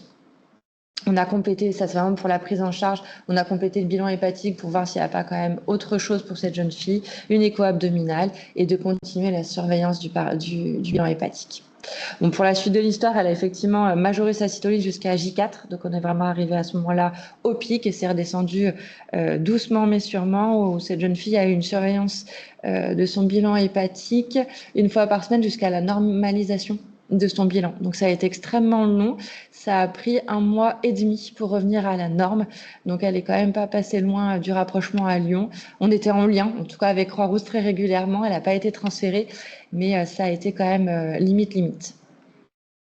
Tout ça pour vous dire que effectivement, ce qu'il faut retenir, c'est que la cytolyse hépatique, moi j'avais H12, tout à l'heure c'était H18, enfin voilà, un peu plus tard. H12, c'est vraiment tôt. Hein. Ouais, après c'est vrai que j'ai trouvé ça, donc H18 on va retenir. Moi j'avais J4 pour le maximum. Oui, J3, on est à peu près ça. Ouais. Voilà, sur les nécroses hépatocellulaires. Donc attention, un bilan normal, c'est pas un retour à domicile et c'est pas un arrêt de la surveillance. Il faut vraiment faire attention et être vigilant parce que cette jeune fille, effectivement, si on avait pris que ce qu'elle avait pris au dernier moment, on n'aurait peut-être pas fait attention à tout ça. Les doses adultes, recommandations, effectivement, on est à 3 grammes par jour, mais on voit encore au quotidien des traitements 4 fois par jour. Et en pédiatrie, on a encore quelque chose de mieux, c'est que on attend des fois 4 heures pour redonner du paracétamol. Et ça, on le voit régulièrement aux urgences des enfants qui arrivent, on leur donne toutes les 4 heures. Oui, mais il avait quand même 39 de température, donc interdit, on ne fait pas ça. Les doses toxiques, là, on est parti un petit peu de façon extrême. C'est quelque chose qu'on retrouve sur le trousseau de poche, la SFMU, sur les doses qui sont parfois... Les ados, on dit attention, dose toxique 5 grammes. Ça reste comme signe d'alerte. Voilà, mais c'est pour que les gens s'alertent en disant c'est pas rien. Voilà, donc je l'ai ressorti dessous. On est à 150 mg kilo. Il y en a certains, c'est le collège de pharmacie qui disait 200 mg kilo. Moi, ça me paraissait énorme. Et c'est vrai que nous, on est plutôt sur les 150 en se disant vaut mieux être vigilant et surveiller. Voilà. Si on est sur des adolescents avec un poids d'adulte, je pense que le 200 je pense que mg kilo, c'est pour les enfants moins de 6 ans. Où là, la dose toxique, elle est plus élevée. Enfin, elle n'est pas la même.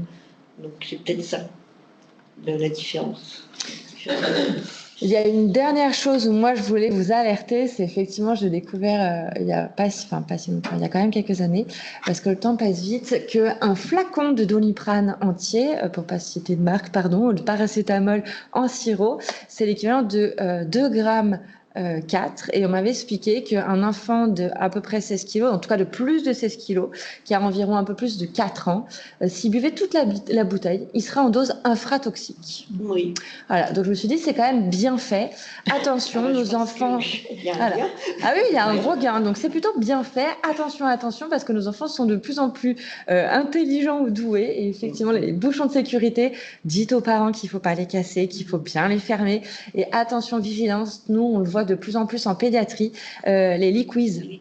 Ah, c'est joli, vous avez vu au niveau du design, les enfants adorent ce packaging. Ils ont envie de les boire parce qu'ils sont extrêmement bons, donc attention, c'est pas parce que c'est censé être des bouchons sécuritaires et des doses qui sont faites pour les enfants que ce n'est pas dangereux, donc on ne laisse pas tous ces médicaments à la portée des enfants. Voilà, merci bien de votre attention et puis je vous propose des petites images de Valence parce que c'est une ville très sympathique.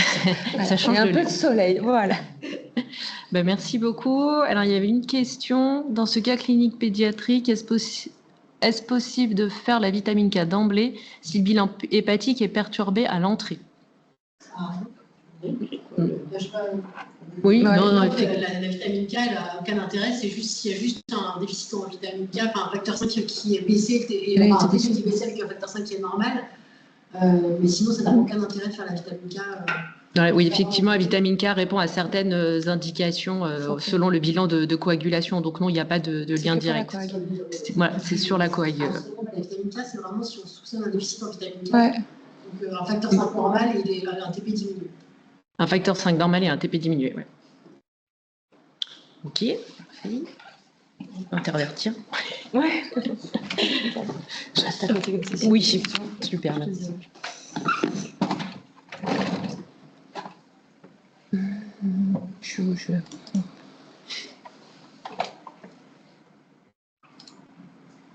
Et alors, on va terminer avec deux autres cas cliniques.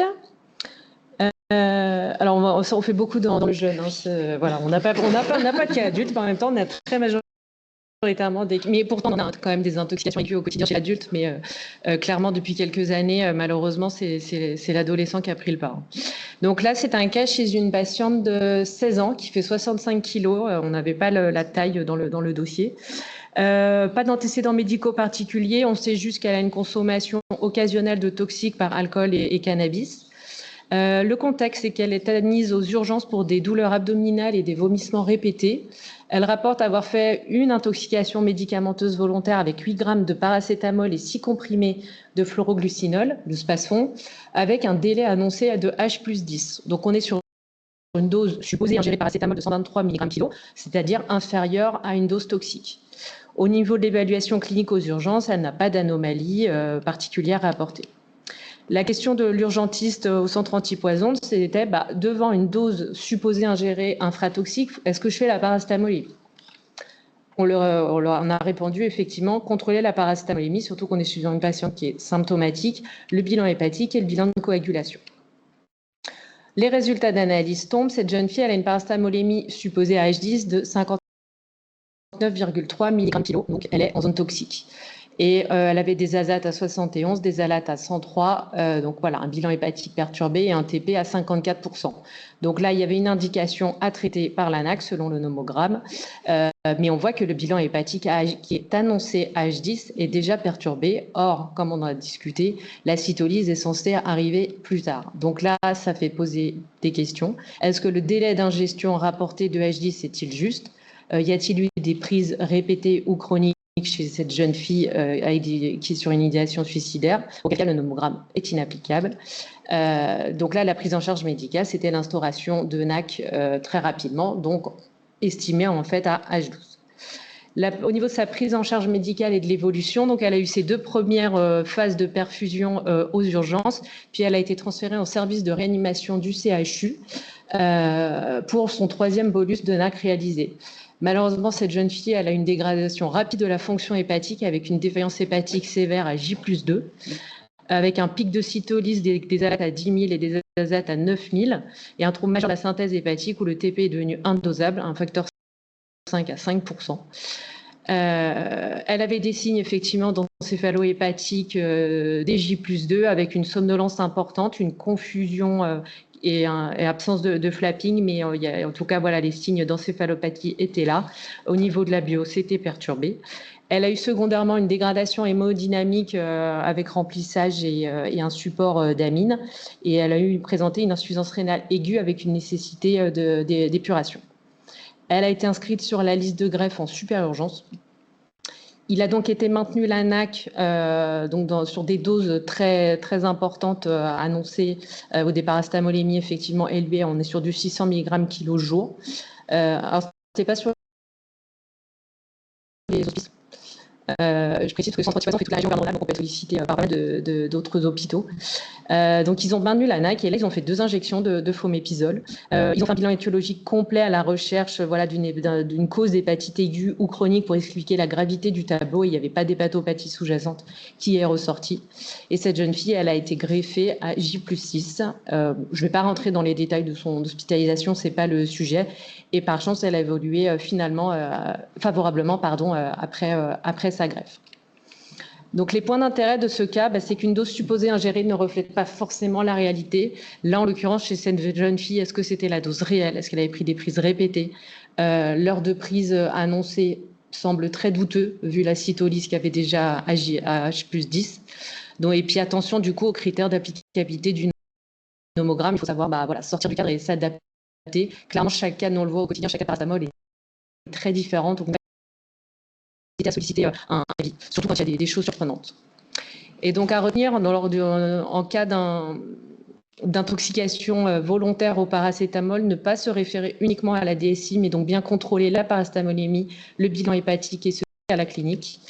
Et un bilan hépatique perturbé dans un contexte d'ETS au paracétamol doit faire instaurer l'ANAC, quelle que soit la dose supposée ingérée et la parastamolémie. Votre parastamolémie, elle peut déjà être très c'est une lieu de 2-3 jours, c'est des choses qu'on peut être amené à voir. Il faut vraiment se fier à ce bilan hépatique. Le deuxième cas clinique, c'était une jeune fille de 17 ans, 49 kg, 1,59 m, avec une fausse couche dans les qui est suivie en CMP pour des scarifications et qui consomme occasionnellement du cannabis. Elle consulte aux urgences parce qu'elle présente des nausées. Alors, elle rapporte avoir pris 10 grammes de paracétamol la veille, vers 23 h, étalé sur 1 heure, parce qu'elle rapporte avoir vraiment des maux de tête très, très importants. Donc, on est sur une dose supposée ingérée de 202 mg kg, et elle a présenté ce qu'elle est arrivée, donc du coup, tardivement aux urgences, et elle a eu un vomissement isolé vers 2 h du matin. La parastamolémie, alors là, est estimée à plus ou moins H19 et elle était à 11 mg par litre. Donc voilà, on se situe pile poil aux abords de la ligne et elle présente une cytolyse avec des azates à 110 et des alates à 127 et un TP à 78. Donc il est instauré un traitement par NAC. Au cours de l'entretien avec les cliniciens, elle reconnaîtra finalement que ce n'était pas des maux de tête forts, c'était clairement un geste suicidaire.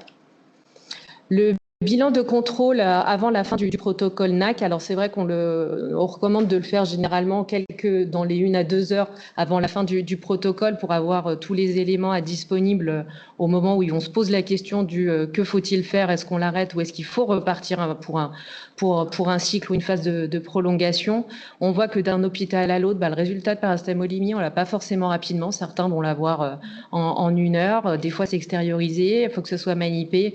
Il y a des hôpitaux hôpitaux, alors pas forcément périphériques, mais selon les hôpitaux et selon l'organisation interne, on sait qu'on peut mettre 2-3 heures des fois avoir un résultat de paracetamol. Donc avant la fin du protocole NAC, la paracetamol chez cette jeune fille, elle était négative. Ce n'est pas forcément surprenant vu la cinétique de la métabolisation. Par contre, elle a majoré sa cytolyse. Donc, elle a doublé en gros ses azatalates et le TP qui était à 70 est tombé à 52 avec un facteur 5 par ailleurs qui restait normal. Donc là, il a été recommandé de poursuivre la ligne de traitement par NAC avec un taux à 100 mg kg sur 16 heures. La question qu'on a parfois effectivement de la part des urgentistes, parce qu'un traitement par voie IV, ça peut parfois être compliqué, surtout quand les urgences sont bien remplies. Peut-on mettre la NAC Peros? Donc ça, je vais y revenir juste après, mais Anne-Marie l'a déjà évoqué. Non, vraiment, la NAC, c'est par voie IV, surtout quand on voit les doses qu'il faut administrer. Et alors parfois, il y en a qui nous disent, oui, mais bon, est-ce que je peux faire un relais sur une partie du cycle? Voilà, on est sur de l'IV, on reste sur de l'IV. Donc, le nouveau bilan en fin de cycle, par chance, s'est amélioré. Donc, les transats sont redescendus et cette patiente est restée asymptomatique et elle a évolué favorablement. Donc là, un des messages clés à retenir, c'est qu'en amont du fin de votre protocole NAC, contrôlez la paracétamolémie et le bilan hépatique. L'arrêt de traitement par NAC en fin de protocole, c'est si on a une paracétamolémie inférieure à 10 mg par litre. Alors des fois, ça peut être 5, hein, ça dépend du rendu de votre labo local, mais en gros, ça veut dire que la paracétamolémie, c'est négativé. Et des alates et des azates normaux, ou en tout cas en baisse significative. Alors on ne peut pas vous dire ce que c'est réellement une baisse significative, ça dépend vraiment d'où on partait. Mais là, clairement, elle est passée de 220 à 74. Il y a une amélioration franche et un examen clinique qui reste normal et stable. Donc, juste pour finir sur la NAC, parce qu'on a aussi parfois des questions de pharmaciens d'officine qui voient des patients au comptoir qui ont fait un mésusage. Alors là, les cas de grippe qui sont très connus. Alors ça, on en a eu des surdosages médicamenteux en paracétamol là, sur l'hiver, parce qu'effectivement, que ce soit les adultes ou les jeunes, ils ont la grippe, ils mangent du paracétamol. Donc parfois, même les pharmaciens peuvent nous appeler en nous disant, bah voilà, mon patient, il me rapporte ça, là, il a des nausées, est-ce que je peux déjà lui donner du Flumicil ou du Mucomyst en sachet? Non, envoyez-le aux urgences, ça sera beaucoup plus simple. Parce qu'en fait, en France, il y a plusieurs formes disponibles. Nous, généralement, c'est des sachets. Il existe aussi en sirop. Alors, j'ai découvert qu'il y avait certains pays qui l'avaient en forme comprimée, et effectivement, des comprimés parfois plus dosés. En tout cas, non, nous, on est sur le 200 mg en France. Alors, il y a, déjà, dans les sachets, il faut savoir qu'il y a comme un certain nombre d'excipients. Et puis, clairement, l'indication, c'est les troubles de la sécrétion bronchique avec des affections respiratoires et des difficultés d'expectoration. Donc, ce n'est pas adapté au traitement de l'intoxication aiguë par le paracétamol. Si on prend un exemple, en fait, la NAC qu'il faut administrer, c'est 300 mg kg. Donc, chez un patient de 65 kg, il va falloir lui donner 19 grammes, soit 97 sachets. Franchement, il va vomir avant et votre traitement, il ne va jamais le finir si vous lui mettez Peros. Donc voilà, c'est pour ça que, comme le disait Anne-Marie, en fait, la forme IV a un dosage beaucoup plus adapté et surtout, elle a des excipients également beaucoup plus adaptés. Donc, on reste sur l'Indonac en injectable. Voilà, merci beaucoup pour votre attention. Est-ce qu'il y a des questions sur les cas cliniques? Non, celui-là, on avait répondu.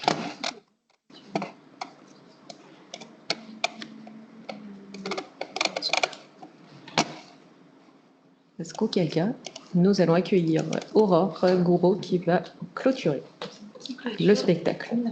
Tu fais la roue et après... Nous avons des paillettes dans la salle.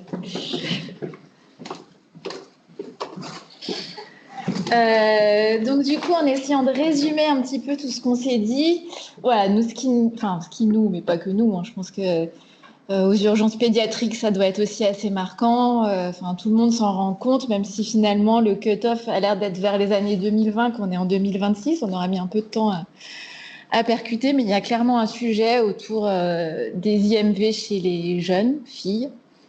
Donc l'intoxication au paracétamol, elle est fréquente chez les jeunes filles de 10 à 18 ans, et j'ai mis 10, mais ça pourrait même être moins.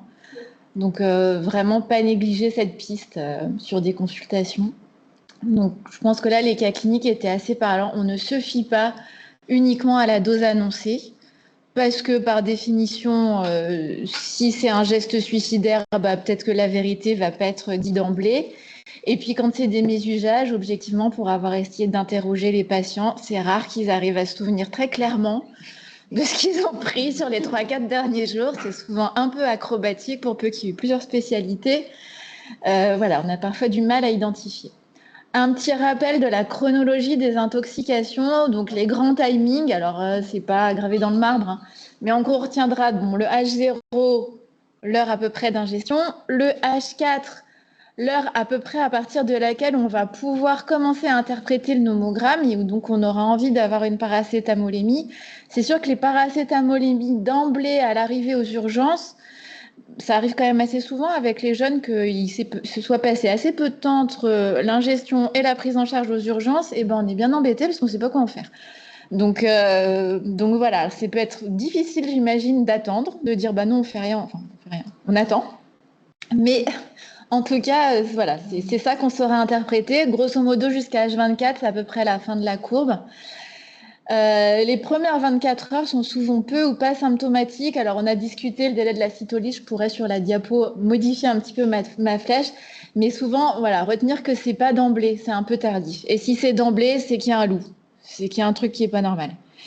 Voilà. Et puis, la période optimum d'instauration de la NAC sur les prises aiguës, on a jusqu'à H8, H10 pour la mettre.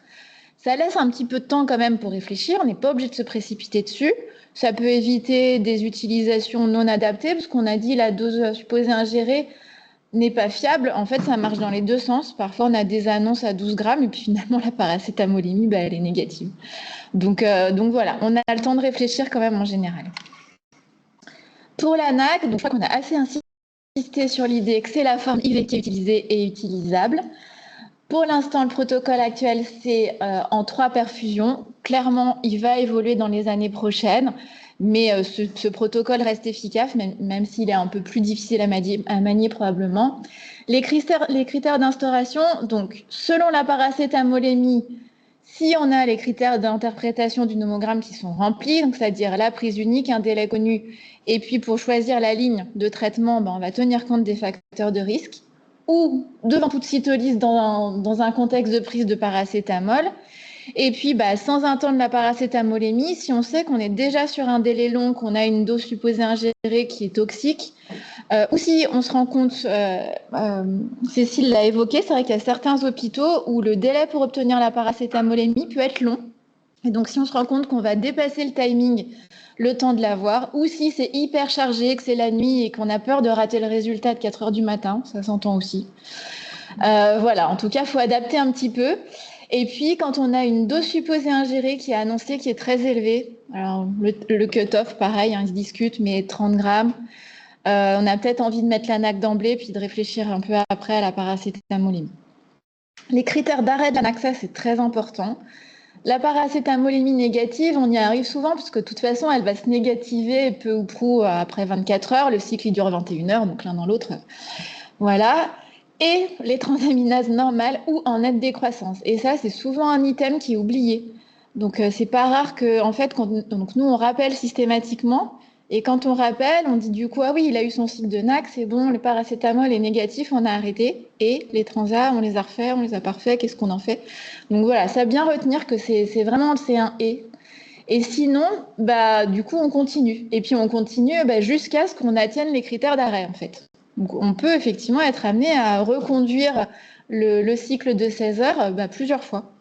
Et ça répond à la dernière question. Ça répond à la question, voilà. Et puis, dernier point, c'est quoi la place du CAP? Il fallait quand même faire un petit peu de promo. Trouver une aide, alors c'est pas qu'on sait mieux que tout, c'est juste que des fois, discuter à plusieurs, surtout au milieu de la nuit, ça peut être aidant. Et donc, en particulier, c'est vrai que Cécile l'a dit, il y a tout ce qui rentre bien dans le cadre, puis il y a surtout tout ce qui rentre pas du tout dans le cadre. Et ça peut être pas mal pour discuter de l'évaluation du risque sur des prises étalées, chroniques, sur les mésusages, sur des situations atypiques, il y en a plein, où finalement, entre la dose supposée ingérée, ce que sort la bio, ou l'évolution de la paracétamolémie, ou l'évolution des transats, on va avoir des trucs qui rentrent pas du tout dans ce qu'on attendait. Donc, ça peut valoir le coup de discuter. Et puis, quoi qu'il en soit, finalement, signaler le cas, c'est aussi participer à la veille épidémio. Les chiffres que je vous ai montré au début, il y en a pas mal qui sont issus des travaux des centres anti-poison, qui communiquent avec l'agence du médicament et qui permet parfois justement de mener des actions, soit de prévention, soit de modification des conditionnements. Donc voilà, pas hésiter à nous solliciter, que ce soit dans une ou l'autre situation. Voilà, tout. Moi, j'avais un dernier commentaire, parce que ça nous arrive parfois quand on fait les suivis. Il est parfois arrêté le protocole NAC sur la base que la paracetamol était négativée. Ça, c'est des choses qu'on voit où on nous dit, en fait, on l'a arrêté en cours de route parce que le paracétamol était négatif. Alors non, attention, avec tout ce qu'on a dit aujourd'hui, le protocole NAC, on le fait jusqu'au bout. Et c'est pas sur une paracétamolémie qu'on décide ou pas d'arrêter le traitement. C'est vraiment sur un bilan hépatique et un examen clinique qui est normal. Voilà. S'il y avait d'autres questions dans la salle ou à distance. En fait, on a tenu le timing. Si, une question de dossier. Quand vous dites les critères d'arrêt, c'est soit la paracétamolémie oui, indosable. Et un bilan hépatique qui se normalise, etc. Donc, si ce n'est pas normalisé, on continue. Voilà. Mais du coup, on repart pour un cycle complet Non, 16 heures. Et puis on recontrôle. 16 heures et on recontrôle. Et si au bout de cette nouvelle phase de 16 heures, il n'est pas normal, on recommence. Puis après, attention, ça dépend. Oui. C'est la dose d'entretien. C'est la dose d'entretien. Ouais. C'est pas genre, hop, j'en mets un peu, 5 heures, je vois qu'il y a c'est vous. Moi, j'avais une question plus pour nous sur quand il y a vraiment des atteintes hépatiques assez importantes. Donc la NAC, on la poursuit et souvent, nous, on ne sait pas trop à partir de quel moment on arrête. C'est-à-dire, on considère qu'une amélioration de 50%, avec un TP qui revient normal, quasi normal, et puis à quel moment vous vous dites oui, il est encore à 2000, mais c'est bon. Parce que ça, c'est souvent.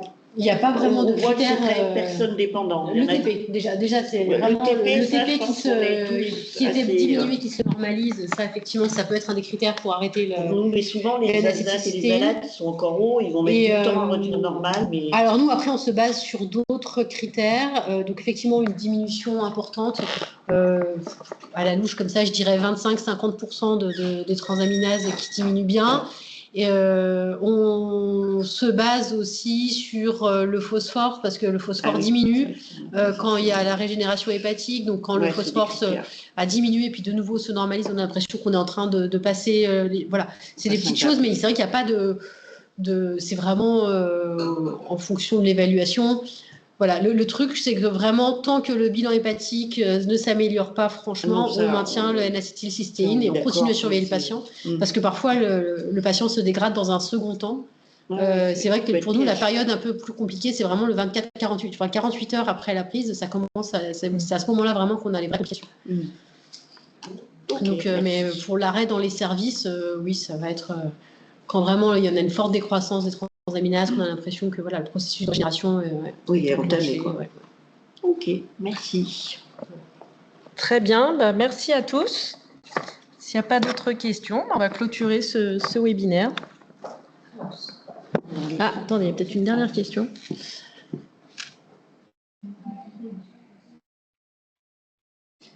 Alors, donc sur la question, non, en fait, justement, c'est là d'où l'idée de pas se fier forcément à la dose supposée ingérée.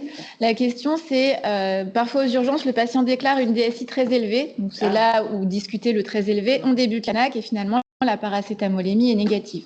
Là, on est bien d'accord que si la paracétamolémie, le bilan hépatique est négatif et que le timing, c'est finalement, il n'y en a pas pris, ce qui arrive. On a vraiment dans les deux sens. Finalement, on a des fois...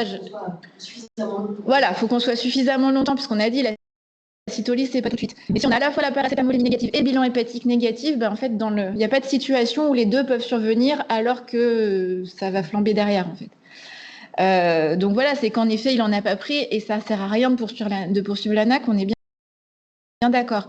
Le seul truc, c'est que ça ne servait à rien de la mettre. C'est là où on peut discuter à partir de quelle dose supposée très élevée on la lance tout de suite. Et puis, ça dépend aussi de la situation géographique. Est-ce que vous avez une paracétamolémie dans l'heure et auquel cas on a peut-être envie d'attendre en vrai, parce qu'on est dans le timing jusqu'à H8, ou de toute façon on sait que l'ANAC sera toujours efficace même si on la met, ou est-ce que vous êtes déjà limite parce qu'on est à H8 et que la paracétamolémie vous allez mettre 4 heures à l'obtenir, et auquel cas on a bien envie de lancer l'ANAC. Et puis si ma foi tout revient négatif, tant pis, on l'aura mis pour rien. Mais finalement ces situations-là, elles sont pas si fréquentes que ça. Après, si on maintient pour 10 heures, au moins s'il est arrivé très tôt après la prise. Donc, on maintient pour 10 heures au moins si... non, en fait, si la paracétamolémie... Parce que s'il arrivait très tôt après la prise et que la paracétamolémie, elle est négative et qu'on est à plus de H4, il n'y a pas de risque. Si le bilan hépatique, il est négatif et qu'on est à plus de H24, il n'y a pas de risque. Donc, non, en fait...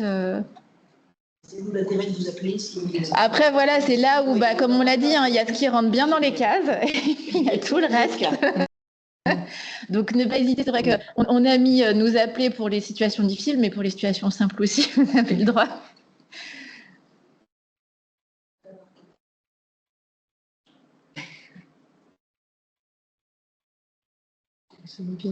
Les critères d'hospitalisation en réa soins continus, je vais laisser répondre du coup. Pour les critères d'hospitalisation en réa soins continus, ça va dépendre aussi de de comment vous travaillez, dans quel centre vous êtes. C'est vrai que tout patient qui a une cytolyse aiguë, un TP qui commence à diminuer, alors qu'on est à 24 heures de la prise, ces patients-là, on sait qu'à 48 heures, ils vont encore plus se dégrader. Donc, il faut les rapprocher d'un centre qui sait faire, donc au moins de transplantation hépatique. Après, est-ce que c'est réanimation ou soins continus? Ça va vraiment dépendre de l'organisation. Nous, on les prend en service parce qu'on a la réanimation, ils sont au courant, ils les prennent. Si il n'y a pas de place au centre de transplantation, vous pouvez, dans ces cas-là, effectivement, les mettre peut-être aux soins continus, dès qu'ils ont le TP qui baisse à moins de 50% pour qu'ils puissent être évalués. Le but, c'est vraiment de les évaluer très régulièrement. Donc ça va vraiment dépendre de votre organisation et notamment sur le plan neurologique. Donc il ne faut pas louper le coche. Voilà, il faut faire des TP plusieurs fois par heure. Donc ça dépend vraiment de l'organisation de votre service. Après, les critères vraiment de réanimation soins continus, c'est le patient qui a un TP qui baisse en dessous des critères, on va dire moins de 30% de TP, la cytolyse qui continue à monter avec une cinétique de croissance, et a fortiori s'il y a des signes neurologiques. Ça, c'est vraiment les critères stricts. Là, les réanimateurs, nous, dans notre centre, les prennent sur ces critères-là. Après, ça va vraiment dépendre sur le plan logistique. Est-ce que vous pouvez faire une surveillance de votre patient de façon adéquate? Voilà. C'est vrai que les appeler, c'est... Mais ce sont les gens. C'est ça. Le mieux, c'est de nous appeler. Nous, c'est vrai qu'on a une hotline. Et voilà, il faut nous appeler et on en discute. On a de la place, on prend tout de suite. On n'a pas de place, on se rappelle 12 heures après. Tout le monde est au courant. Et puis voilà, si ça se passe bien, tant mieux. Et sinon, on rapproche. Merci. Je ne sais pas s'il y a d'autres questions. J'ai l'impression que non, ça se tarit. Tout le monde a faim. Un peu tout. Si, on a faim. Merci beaucoup. Merci à tous. Merci, bonne journée.